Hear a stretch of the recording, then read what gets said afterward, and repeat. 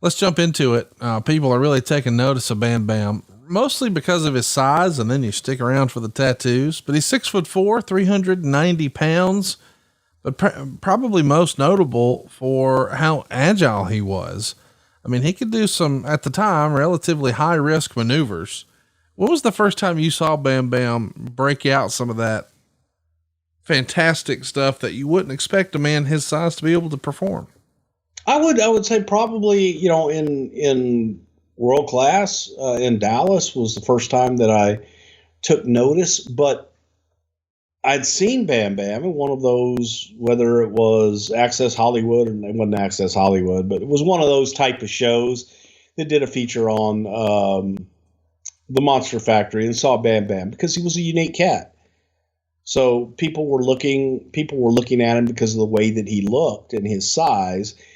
Bam Bam didn't work like a 350 pounder. Bam Bam worked like a 200 pounder and could do some really amazing things and had tremendous agility for a big man. Maybe too smooth. I wanted to ask, how do you differentiate? We've heard the advice of quote unquote veterans a lot in wrestling who would say, oh, he's doing all this stupid shit. He just needs to be a big man. Just be a giant, wrestle like a giant, be a giant. But then you see a guy like this break out all kinds of crazy stuff and fans seem to really dig it. What's up with that? Where's the line where this guy should, but that guy shouldn't?